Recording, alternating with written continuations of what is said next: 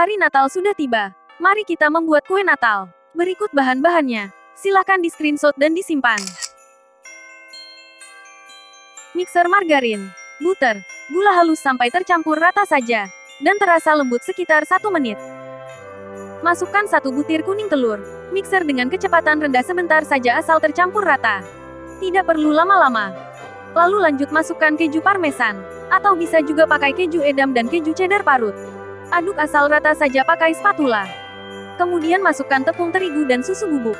Jika tepung terigu ada gumpalan, ayak sebentar. Lalu aduk rata adonan pakai spatula.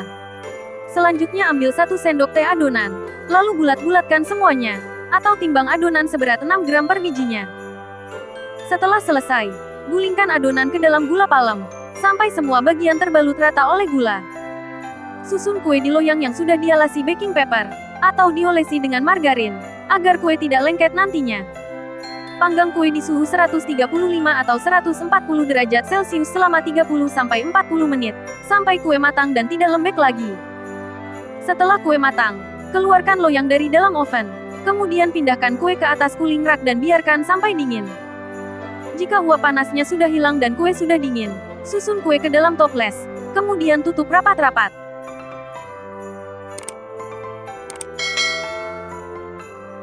Berikut beberapa tips agar kue kita bentuknya cantik dan rasanya enak. Tips pertama, jangan mixer mentega atau margarin terlalu lama. Jika margarin dan mentega di mixer terlalu lama, maka akan membuat kue melebar saat dipanggang nantinya. Jadi sebaiknya cukup di mixer sampai mentega dan margarin terasa lembut saja, dan tidak terasa kaku lagi. Tidak perlu lama-lama. Selain itu, supaya kue tidak melebar saat dipanggang, jangan mixer telur terlalu lama. Cukup asal tercampur rata saja. Karena telur adalah pengembang alami, sehingga bisa membuat kue menjadi lebih bervolume, dan teksturnya lebih rapuh. Telur sangat membantu untuk membuat kue tampak lebih besar dan berisi. Tetapi jika dipakai atau di mixer berlebihan, bentuk kue akan hilang dan melebar. Tips kedua, jika kalian suka adonan kue yang agak manis, kalian boleh menambahkan lebih banyak gula halus lagi. Sesuaikan dengan selera masing-masing saja. Penambahan gula halus tidak diharuskan pada adonan kue. Jika kalian suka rasa yang lebih asin, tidak perlu pakai gula juga tidak masalah. Karena saat di akhir nanti, kue akan dibalut dengan gula palem di bagian luarnya. Jadi balutan gula palem ini juga membantu memberikan rasa manis pada kue. Tips ketiga, penggunaan tepung terigu juga berpengaruh pada tekstur kue kering. Jika memakai tepung terigu protein rendah, maka tekstur kue akan menjadi lebih rapuh. Sementara itu jika memakai tepung terigu protein sedang, tekstur lebih renyah. Kalian bisa menyesuaikan pemakaian tepung terigu protein rendah atau sedang, sesuai dengan selera kalian sukanya yang lebih rapuh atau renyah. Dan sebaiknya, jangan memakai tepung protein tinggi untuk membuat kue kering, karena akan membuat tekstur kue menjadi terasa keras.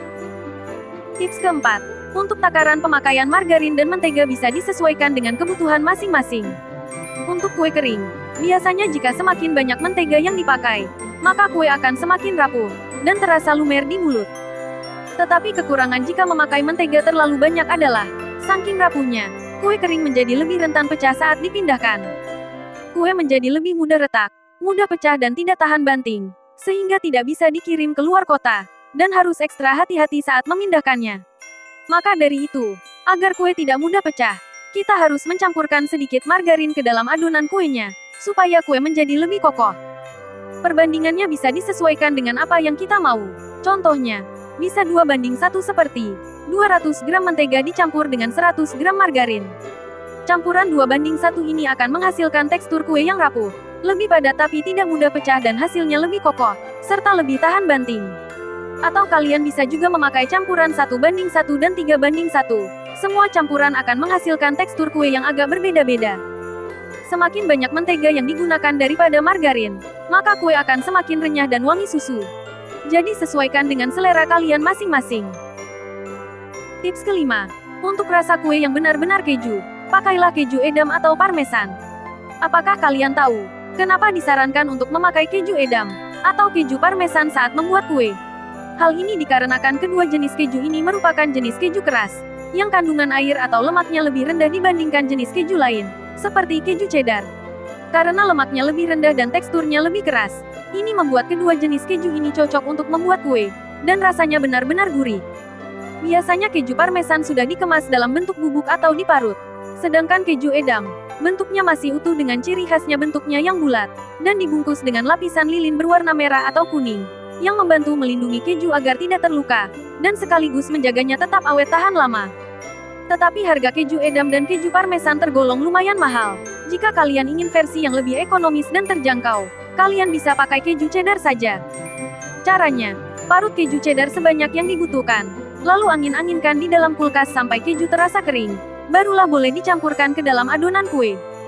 Jika keju cheddar tidak dianginkan terlebih dahulu, maka kue akan menjadi lebih rentan cepat berjamur, dan setelah matang rasanya kurang krenyes.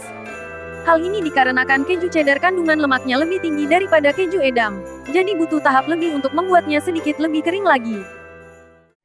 Tips ke-6. Loyang harus diberi baking paper agar kue tidak lengket menempel di loyang. Jika tidak punya baking paper, kalian bisa olesi loyang dengan margarin tipis-tipis. Atau bisa juga olesi loyang dengan Carlo cukup tipis-tipis saja. Karena tanpa dialasi baking paper, atau diolesi margarin dan Carlo, maka kue dijamin pasti akan lengket di loyang setelah kue matang nantinya.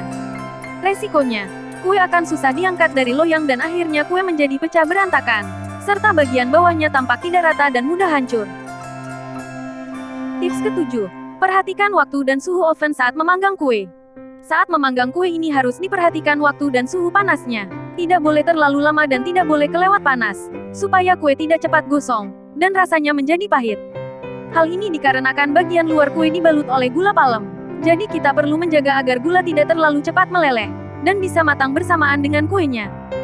Jika kue lebih cepat meleleh, tetapi kuenya belum matang, maka gula palemnya ini lama-kelamaan akan berubah rasanya menjadi pahit. Untuk hasil yang terbaik, gunakan suhu rendah sekitar 130–140 derajat Celcius, atau sesuaikan dengan oven masing-masing di rumah. Dan jika sudah 30 menit, mulailah memeriksa kue. Jika sudah matang sudah boleh diangkat. Dan jika belum, jangan ditinggal. Karena di saat-saat inilah yang paling terpenting untuk kue ini. Di saat inilah di mana balutan gula palem sudah meleleh semuanya. Dan jika tidak segera diangkat, maka nantinya semakin lama akan berubah menjadi gosong, dan kue rasanya berubah menjadi pahit. Tips terakhir. Tanda kue sudah matang biasanya bagian luarnya sudah terasa kokoh. Karena warnanya yang agak gelap, kue palem ini memang agak susah dibedakan. Apakah sudah matang atau belum jika dilihat dari segi warnanya. Makanya selain berpatokan dengan waktu memanggang sekitar 30–40 menit, kalian bisa sentuh bagian luar kue. Jika sudah terasa keras, kokoh, tidak lembek lagi, maka kue sudah boleh diangkat dan dikeluarkan dari oven. Saat baru pertama kali dikeluarkan dari oven, bagian dalam kue memang masih akan agak sedikit lembek atau lunak, tapi itu tidak apa-apa, karena nanti akan mengeras dengan sendirinya di saat kue sudah dingin nanti. Silakan simpan resep ini, dan selamat Hari Natal untuk teman-temanku semuanya. Merry Christmas!